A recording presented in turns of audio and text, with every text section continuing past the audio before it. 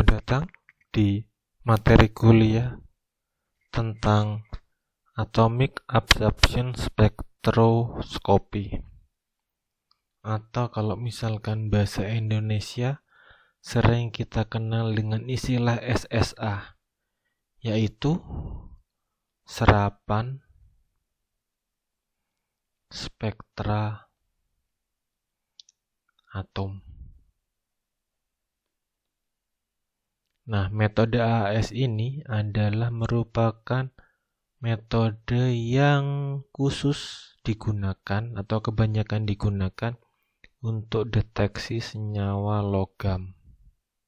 Ada beberapa senyawa yang non-logam yang bisa dideteksi oleh AAS ini.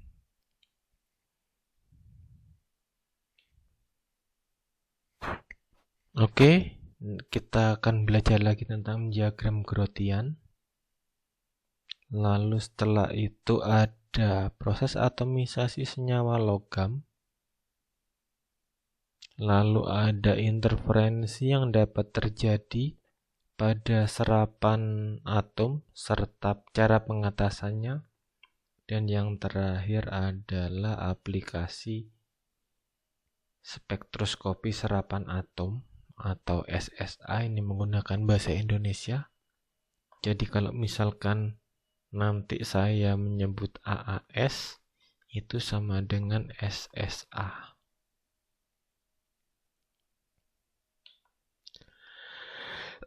Nah, pada saat kimia analisa kualitatif, kalian sudah pernah melakukan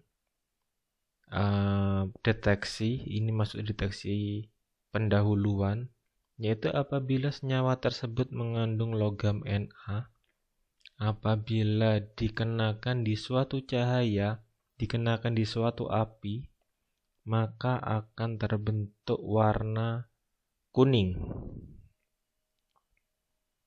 Kalau misalkan senyawanya K masih tetap biru. Kalau Ba ini warnanya bisa green atau hijau. Nah, kenapa hal itu bisa terjadi? Karena apabila suatu senyawa atau suatu zat dia terkena panas, maka senyawa tersebut akan menjadi bentuk atomnya, dan bentuk atomnya tersebut dapat menyerap di panjang gelombang tertentu. Permasalahannya untuk senyawa organik, apabila kita lakukan pemanasan atau dibakar, maka akan terjadi reaksi oksidasi, di mana reaksi oksidasi tersebut akan menghasilkan CO2 dan H2O.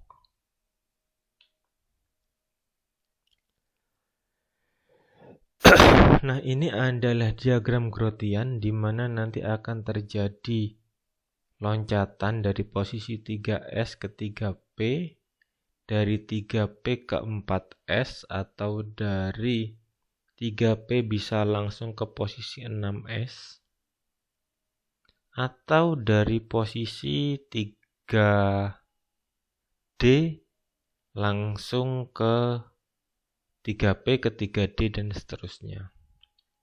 Ini saya ambil contoh untuk sodium. Sodium itu Na. Nah, dari serapan tersebut, maka kalau misalkan dia diberikan suatu energi, maka dia akan tereksitasi otomatis, karena ini merupakan logam yang diperlukan energinya jauh lebih besar daripada senyawa organik atau senyawa Nah, selanjutnya apabila dia di sumber cahaya dari AAS atau yang menghasilkan radiasi elektromagnetik atau REM, itu disebut lampu holokatoda.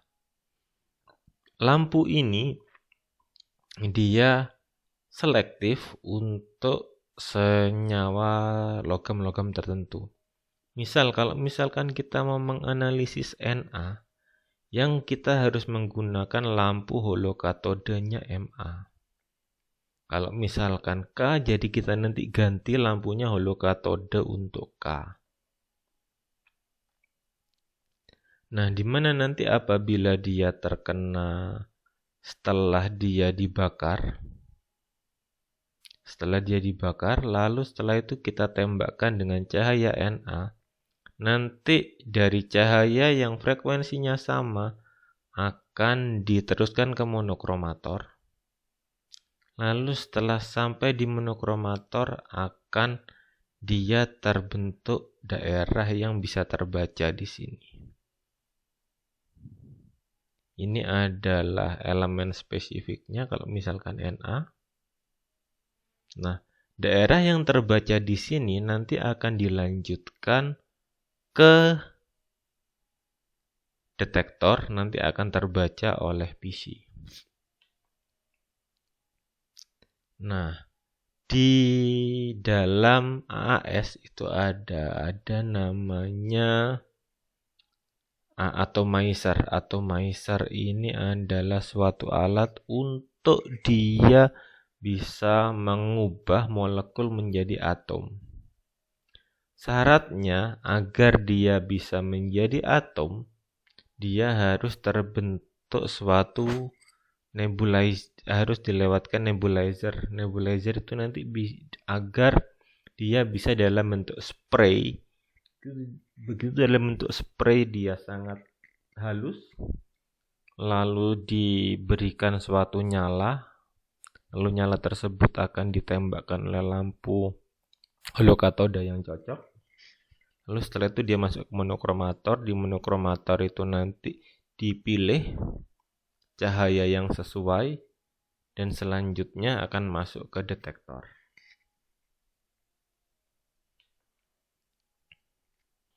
Nah, ini adalah senyawa-senyawa yang bisa dideteksi dengan AAS.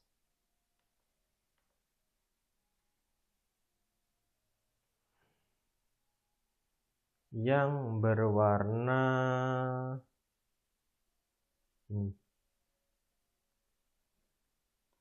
ini adalah senyawa-senyawa yang bisa dideteksi dengan AAS.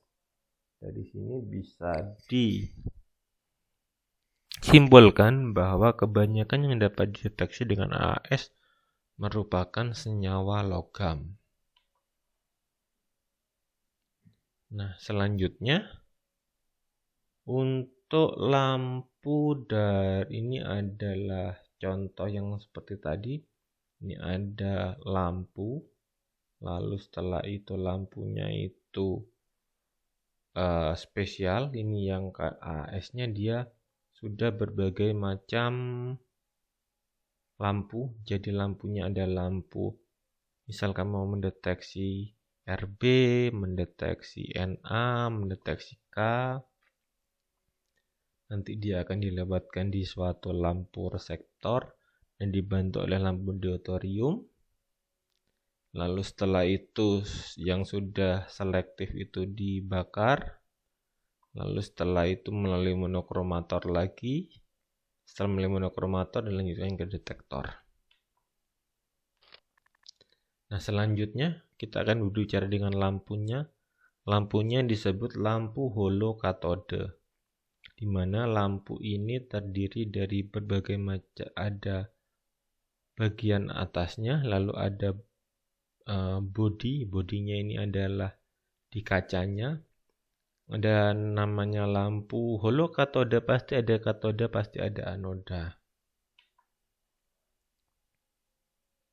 Ini adalah proses atomisasi, di mana sampelnya awalnya kita masukkan atomisel atau di sini disebut di nebulizer dulu. Setelah di nebulizer, maka akan terbentuk atom. Senyawanya terjadi bentuk atomisasi. Lalu dengan menggunakan lampu yang cocok, maka akan terjadi absorpsi di sini.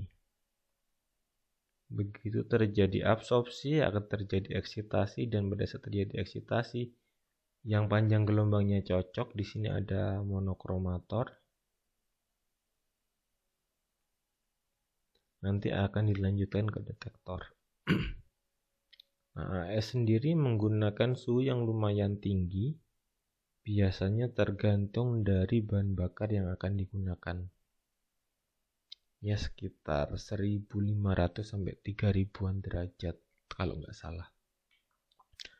Nanti kalau salah silakan dikoreksi.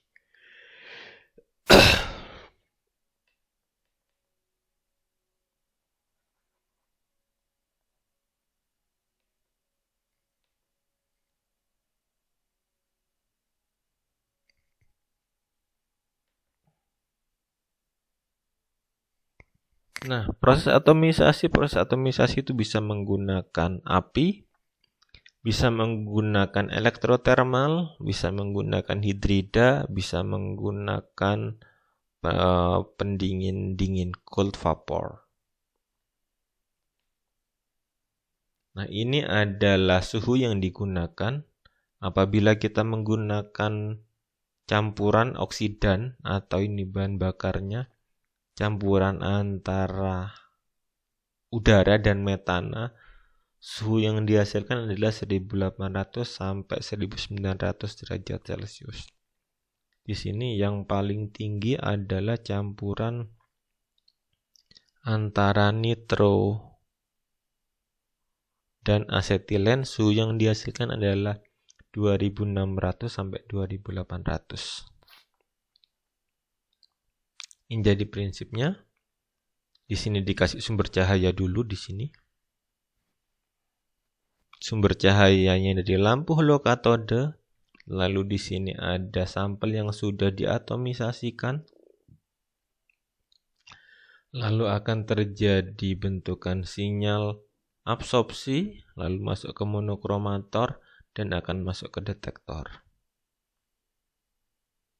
Ini bisa terjadi emisi, bisa terjadi absorpsi, bisa terjadi fluoresen. Tergantung nanti alat yang akan digunakan. Untuk alat yang digunakan emisi namanya AES, Atomic Emission Spectrophotometry.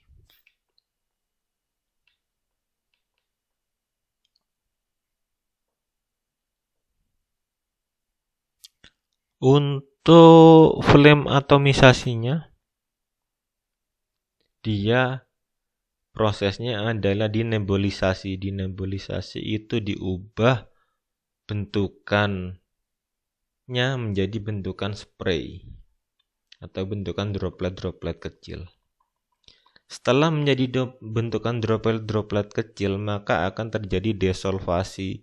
Desolvasi itu adalah proses pencampuran antara atom dengan bahan bakarnya.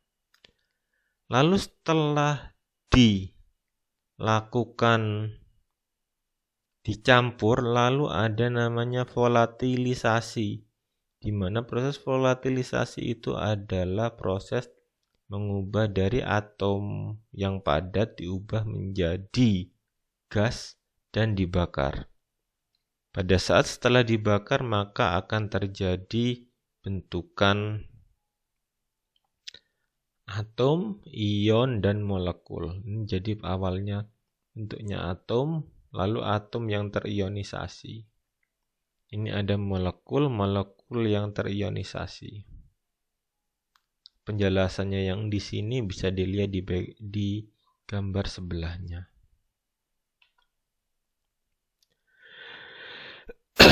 Nah, ini adalah tipe nebulizer dan tipe pembakaran. Ada yang di atas atau burnernya ada di bagian atas. Ada yang di bagian ini, kalau misalkan dilihat dari depan dan ini dilihat dari kanan. Nah, ini adalah proses nebulisasi. Jadi di sini ada sampel lalu dicampur dengan argon gas karena ini menggunakan gas untuk menggunakan bahan bakar argon. Lalu setelah itu dilewatkan di satu selang atau pipa lalu dijadikan bentukan droplet-droplet kecil atau spray atau aerosol. Nanti yang setelah terbentuk ini dia akan dimasukkan ke flame atau dibakar bahasa awamnya. Lalu setelah dibakar dimasukkan ke monokromator hasilnya. Nah, di sini ini sebelum ke monokromator ada lampu holokatoda. Setelah ke monokromator baru setelah itu masuk ke detektor.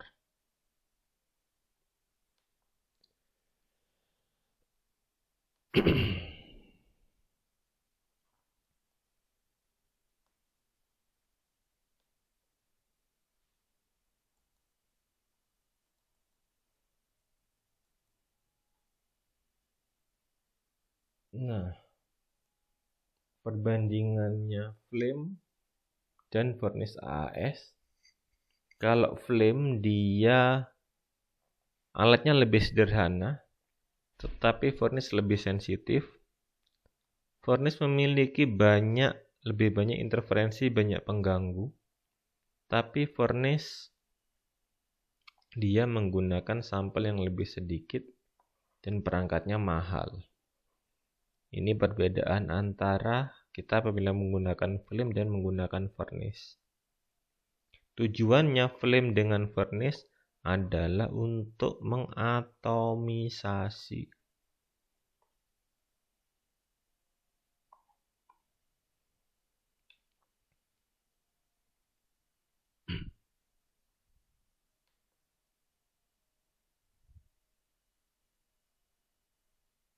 Ini adalah perbedaan deteksi antara furnace dengan flame. Apabila kita menggunakan flame, dia batas deteksinya adalah 30 nanogram per mililiter atau ppb. Kalau kita menggunakan AS elektrothermal, di mana di sini menggunakan furnace, dia bisa mendeteksi 0,05 ppb.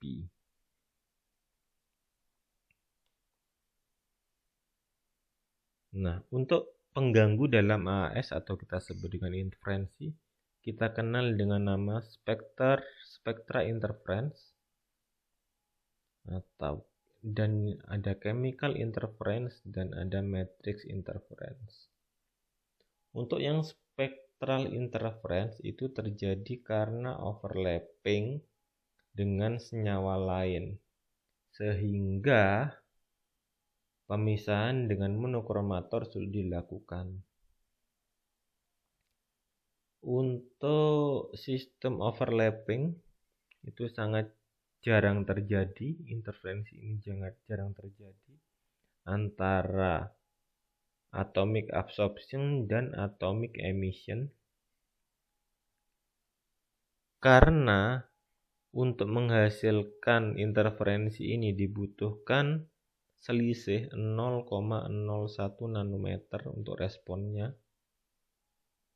Dan apabila terjadi masalah ini bisa diatasi dengan kita menambahkan sedikit standar. Jadi kalau misalkan ada PB yang diganggu oleh Na, nanti kita bisa menambahkan standar PB di sini untuk menghilangkan dari pengganggu Na. Lalu background interference itu penyebabnya adalah scattering sumber cahaya atau adanya absorpsi dari luar.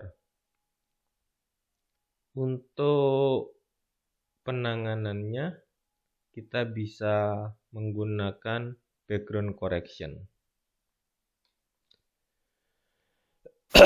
Lalu chemical interference itu terjadi karena selama proses atomisasi dia mengubah karakteristik dari absorpsi analit. Untuk pembentukan senyawa dengan volatil yang rendah, anion yang terdapat dalam flame atau furnace akan membentuk senyawa dengan volatilitas yang rendah dan terbentuk kation. Nah, kalau misalkan terjadi fenomena ini, kita bisa menambahkan release agent dan protective agent. Di mana untuk release agent dia akan bereaksi dengan zat yang menyebabkan interferensi pada matriks sampel. Kalau kita menambahkan protective agent, dia akan bereaksi dengan analit dan akan tetap menghasilkan senyawa yang volatil. Jadi kalau misalkan ini yang dihalangi adalah matriksnya, ingat apabila dalam suatu sampel yang akan dideteksi itu selalu mengandung namanya analit. Analit itu zat yang akan kita analit dengan senyawa lain yang kita tidak inginkan analit atau disebut dengan matriks. Matriks di sini dia bisa kemungkinan mengganggu proses analisa di berbagai macam teknik analisa. Oleh sebab itu dalam AAS kalau misalkan dia mengganggu, kita bisa menggunakan protective agent, release agent. Lalu selanjutnya ada chemical interference karena kesetimbangan disosiasi melibatkan pembentukan disosiasi senyawa oksida logam. Jadi kalau misalnya kita mau mendeteksi MO, lalu dia terdisosiasi menjadi M dan O. Nah, M ini metal. Oleh sebab itu, caranya kita harus membuat pergeseran ke arah oksida dan akan menurunkan radiasi logam, analit logam. Proses ini sangat tergantung pada kondisi nyala, bahan bakar, dan temperatur nyalanya tadi. Lalu selanjutnya ada proses ionisasi, di mana dalam proses ionisasi itu akan terjadi pembentukan ion logam, kation dalam nyala. Lalu ionisasi tersebut akan menyebabkan peningkatan temperatur. Kalau temperaturnya naik, maka bisa berbahaya. Kalau misalnya dapat diminimalisasikan dengan penambahan ionisasi supresan pada matriks dan sampel, sehingga akan menghasilkan konsentrasi elektron yang tinggi dalam nyala dan menekan pembentukan ion logam. Untuk matriks interferen atau pengganggu matriks, di sini bisa terjadi karena pengaruh laju aliran bahan bakar, pengoksidasi, bisa viskositasnya, bisa tekanan permukaan, bisa berat jenisnya, bisa tekanan uapnya, atau ada pengendapan unsur yang dianalisis sehingga atom yang menuju ke nyala itu lebih sedikit karena dia mengendap. Cara mengatasi, kita menggunakan suhu nyala yang tinggi, penambahan senyawa penyangga, pengkristalisasian unsur yang akan dianalisis, dan kita bisa membuang ion atau gugus yang mengganggu. Nah, jadi prosesnya awalnya dalam bentuk larutan, lalu dinebulisasi, lalu setelah terbentuk spray didesolvasi, lalu setelah itu terbentuk aerosol gas, lalu divolatilisasi, nanti akan terbentuk atomik, dan atomik ini yang akan dideteksi oleh alat yang namanya AAS. Ini adalah kerja monokromator. Silakan diperhatikan, ada sumber cahaya, lalu dipantulkan. Nah, dari pemantulan cahaya tersebut kita bisa membuat berbagai macam warna yang diinginkan. Kalau misalnya kita mau ambil satu, warnanya biru. Kalau misalkan kita mainkan ya ini,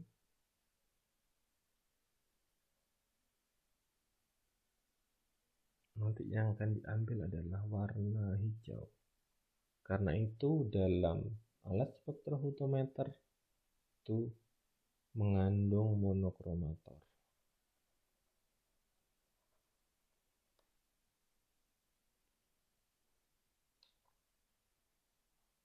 Aplikasi untuk di dunia farmasi itu digunakan untuk analisis logam.